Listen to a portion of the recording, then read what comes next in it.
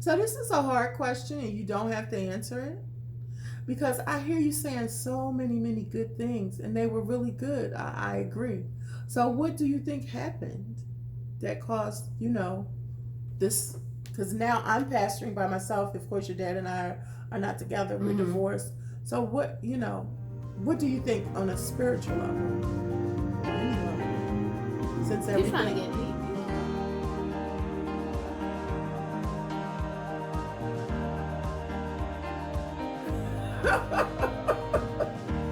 It's like to be a PK. Just in case you don't know what a PK is, a pastor's kid. What is it like to be a pastor's kid? Do you want me to ask you some Yeah, questions? go ahead. Oh gosh, I have to think of some questions. Well, what is it like? Because you look, like I said, don't look so sad. And you said, oh gosh, that's what it is. Is it sadness being a PK? No, it's honestly my experience of being a PK. It wasn't. It's not that bad. I mean, I say it wasn't because I'm not really a kid anymore, so it doesn't feel the same being a pastor's kid because now I'm an adult, and so and I'm not really, you know, I don't know how to put it, but um, So when you were younger, did people in the church treat you differently? Did they treat you bad? Did they treat you exceptionally good? How were you treated being the pastor's daughter? it's fun being a pastor's daughter as a kid. It's cool, You get to see the behind the scenes. Even as a teenager, it's cool and fun. You get to see the behind the scenes. You know, you get to go on the pulpit when nobody else can. As a little kid, um, you know, it was fine. I didn't really have a problem with it as a kid or as a teenager, really, kind of. Were you ever picked on in school because you were a PK? Um, Not picked on, but when I got to college and when I started to be a teenager, there's always a reputation that goes along with pastors' daughters in particular that kind of bothered me. And, that it was talked about every time I said I was a pastor's kid or a pastor's daughter. Once I said that, I started to not say it anymore or tell anybody because people just automatically think you people just automatically think you're promiscuous. As a PK? Mm-hmm. Wow. You ain't never heard that? No, I haven't. You No. never. Why you keep looking at me like you don't believe me? I'm just asking. I mean, PKs who become adults, they sometimes have a reputation of being promiscuous simply because there was a lot of things they couldn't do as a child. So when they get that freedom to be on their own, they might have a tendency to go overboard, but not as a teenager. No. I'm talking about late teenager, 17, 18, then early 20s. You know, no. I mean, honestly, I haven't. Or yeah, 17, 18, 19, early 20s. People, you say you're a pastor's daughter, they like, oh, okay, I know about you. Or they like, oh, okay. Like they just automatically think that you're promiscuous. Didn't know that, really and truly. Yeah, that's I mean, I know that people say PK's kids, they some of the worst kids, but again, part of my point of view on that is because there's sometimes depending on how strict the Christian home is, there's sometimes a lot of things that they couldn't do, and so when they get on their own, they do that and more. But so apparently you have heard PKs are some of the worst kids, and so why do you think that is? Because of what you said, but that wasn't our experience or my experience. I'm not, I'm the youngest, so I had the most amount of freedom. So I didn't feel the need to go crazy once I finally was able to do what I wanted. But I feel like there was never a time where I couldn't do what I wanted. When I was a teenager, when I was a early teenager and preteen, all of my friends was at the church. So it wasn't like we never wanted to do anything that was crazy. I spent the night at their house sometimes. Most of the time they spent the night at my house. That's as a little kid, you know what I'm saying? Mm-hmm. as a teenager, Yeah, because I wasn't that mom that was letting my girls go everywhere. I just, I didn't want to let them go a lot of places, as spending the night and stuff like that. So I was the house with all the kids. I had a lot of kids, and I let a lot of kids come over, and I'm okay with that. So you seem like you've really had a good experience. Was there any bad experiences in particular that relate to PKs?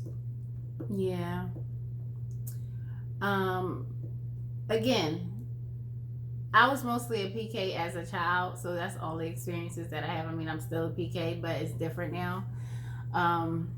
So the bad experiences, I would say, is like all the drama, like everything surrounding your family, all the drama surrounding your family. That part is hard. And what do you mean with drama? What do you mean? Okay, it's like when you're the pastor's kids or the pastor or the first family, what I say, it's like, and the majority of the church will love you or some of them won't. So, and how do the ones that won't or don't treat you? They mean. They was mean.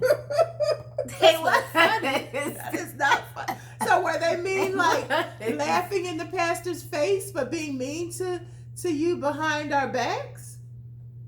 Was it that type of mean? What do you mean when you say mean? You talking about other kids that didn't like you being mean, or adults that maybe didn't like you? Well, I wasn't an adult, but all of it, all of the above. Kids. Well, it wasn't a lot of kids because the kids was family. But once I became a teenager, that's when things started to get hectic, and it was drama, and that's when everybody started to like be mean and like choose sides. It's like, okay, do you like the first family or do you not?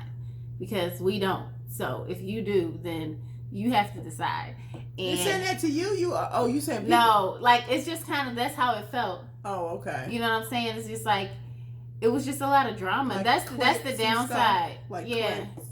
So you have people coming to your church that don't really like the first family. Right. And then people that really do like the first family. How crazy is that? Why do you go to church if you don't like the first family? Maybe you coming for the word. The word might be good. Shoot. I ain't gonna miss out on no word just because I don't like you. Oh my gosh. So anyways. So what is it that they didn't like? You think it was a jealousy or something? I feel like it's some things that we could have contributed to. I don't know if it was me personally, but I just don't think that people just don't like people for no reason. Oh wow, are you naive? I'm just saying. I don't just dislike people for no reason. That's Sometimes you. I don't know a person and I still don't like them because they give me a bad vibe.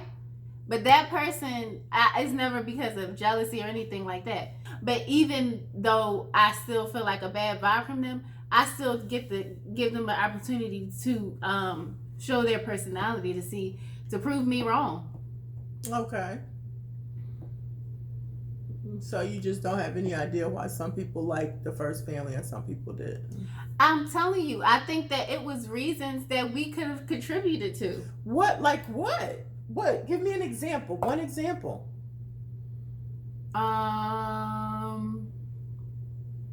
Maybe because maybe since we was the first family, like maybe people thought that we felt like we was better than them. Maybe we were a little bit stuck up. People think I'm stuck up. Maybe they thought we was a little bit stuck up. People think I'm stuck up today. I've always gotten that, but I'm not. I am not a stuck up person. You just have to get to know me. I'm not as talkative as I appear to be. One-on-one, I have to get to know a person. So people have literally said in my young adult and adult life now, I thought you were stuck up, or I thought you were this, or I thought. So they're kind of shocked that I'm as quote unquote down to earth as I am. So I can relate to that, But maybe it was that. But then again, everybody, even it's 5 girls, so even the oldest daughter was young. I mean, she was what, my age? What do you mean? Like, when we had the whole, church. She was young. She was younger than you. Yeah. When we started. Yeah. Well, not started. I'm talking about when it, And again, she would have to, speak to her experience. Right. Definitely her. But I'm saying we were all young. But I say that to say the people who quote unquote disliked us, they were young too. Nobody was really in their 30s or anything like that, because then I think it would have got a little ridiculous. Okay. So everybody was like 25 and under. I feel like 25 is still a little crazy to be a little petty, but it happens. So everybody was really like 25 and under. Okay. When all this drama was occurring, and if anyone was old, nobody was over 30. That's a fact. Definitely. Nobody was over the age of 30. So that was the downside of the outside portion of being a pastor's kid. Mm-hmm. What about the downside of the inside portion?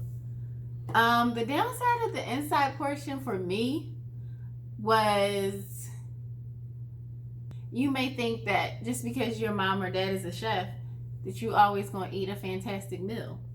That's not the case. Because I can never, maybe now today, because I'm a little older, but as a kid, I was a little dramatic.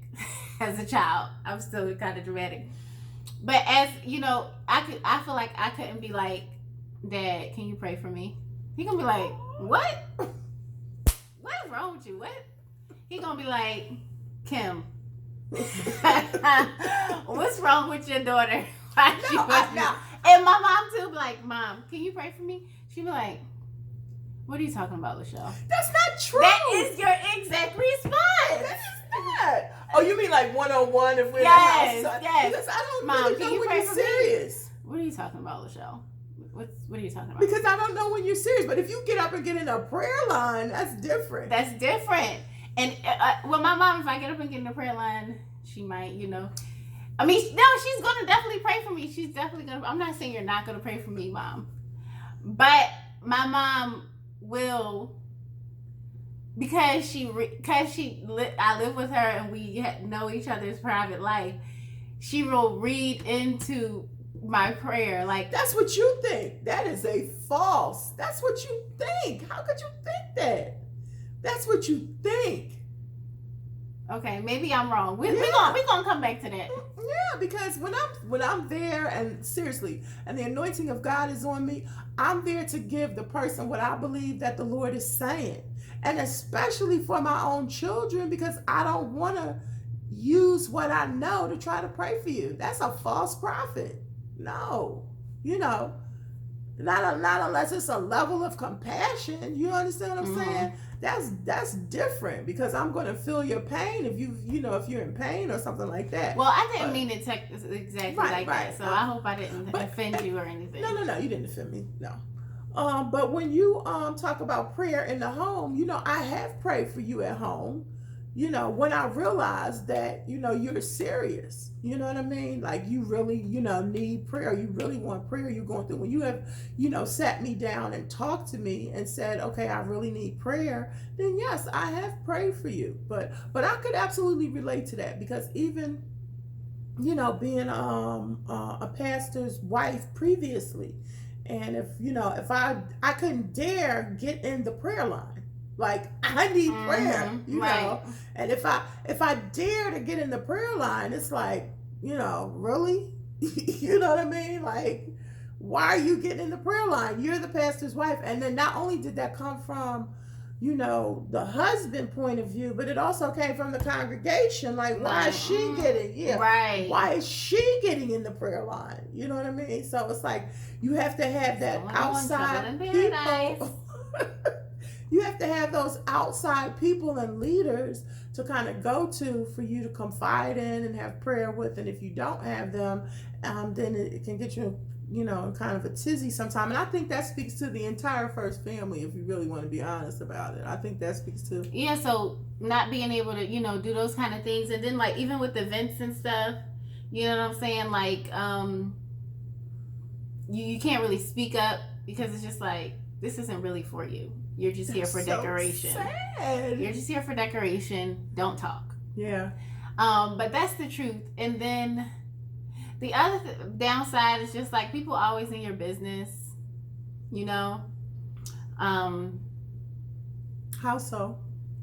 like that. Like if you get it, like if you were to get in the prayer line, they like da da da, da, and then there's rumors about you. Like it's really a lot of drama for a place of like, you know, like a church, for a church, number one, and then for like, for example, our church when it was at its biggest was about what, 150 people, maybe 125, and it was really a lot of drama for just that little bit amount of people. And you know, rumors. How can the rumors circulate with 125 people? And that was on a packed day. But how can you know it be that much drama with a church at all? But a church that's not a mega church. It wasn't small, but it wasn't a mega church. Any other questions? Do you have any regrets? If you could live your life again, would you live it as a PK again? Yeah. You would? That's good to know. It has a lot of perks, doesn't it? It's not the perks. It's just, it's the groundwork. It's like the roots. You know, it's like if I wasn't a pastor's kid, I really wouldn't know what to do as an adult. Wow, that's powerful. You know what I'm saying? Like it has its cons, but at the end of the day, like, because I was a pastor's kid, and I don't know what it's like to be like a regular member of a church, even to this day. But because I was a pastor's kid, I just feel like I just know so much when it comes to how to deal with certain circumstances in life. Like, you know, like trials and tribulations, like, you know, it's more than just like prayer. Like you have to like go in, I guess, if you want to call it. That's but spiritual like, warfare. Right, and right. You know how to do that. Right. And I know how to do that. I think more than like a regular church member would. Wow. That's powerful. So you know how to reach God when you need to. Right. I know how to be like, I got his line, like personal, straight past the secretary. Listen up. I know how to get there, okay? Yeah. Okay. I know how to get there. Go ahead, Mom, do it. Okay. That's slow motion. No, but for real, that's for real. I know how to get there. Like, like, yeah, I know you do. I know you do. I know that you have and will turn your plate down. You'll fast. You know, you'll pray. You know, you like, look, I got to hear from God. You know, all jokes aside, whatever. I know that you do know how to get a prayer through, and that's important because a lot of people don't. You know, a lot of, like you say, and that's interesting that you said the fact that you are a PK, you feel like you know more, so you know how to do it more so than a member. To me, that's a phenomenal statement because, you know, as a preacher, I'm telling people how to get to God. You know, that's always my goal. Look past me, because I might make a mistake, I might fail you, I might have a bad day, but I want to give you the Lord first. And so for me, that means that was also done in the home. And so I'm very appreciative. But it's also because I seen like what you guys did you know, what you still do, and what my dad used to do. Like it's not even that, but of course as you get older you're told what to do and like what you really need to do to like reach God and everything. Because I feel like, I don't know, if I was just in this, you know, just listening, I would just think that, okay, I'll just pray. Like, but I mean, praying is not complicated, but you know, it's more to it than to just like be like, God please, God please, God please. Like, that's just not all there is to it. And I feel like that's what I would be stuck with. Were you dragged? Do you feel like you were dragged to church? No, I was never dragged to church. It was never a Sunday that I didn't want to go to church though. It was like, it was fun. It was an experience. It was definitely entertaining at our church in particular. I sang, so you know, it was never a time that I didn't want to go to church. All my friends was at the church, you know. And some Tuesdays I didn't want to go, and my dad, he didn't make me go. But if it got too out of hand, like 3 or 4 in a row, then he was like, no, come on, you need to go. But it was never, I had to go. Hmm. So this is a hard question, and you don't have to answer it because I hear you saying so many good things, and they were really good. I agree. So what do you think happened that caused this? Because now I'm pastoring by myself. Of course, your dad and I are not together. We're Mm-hmm. divorced. So what do you think on a spiritual level or any level? Just asking. What do I think happened on a spiritual level?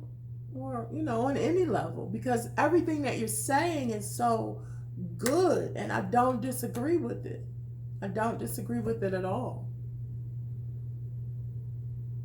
I really don't know what happened on a spiritual level, but if I had to guess, I would probably say I feel like just all together as a family, we let our guard down, like every Wow. single person, Wow. spiritually, Wow.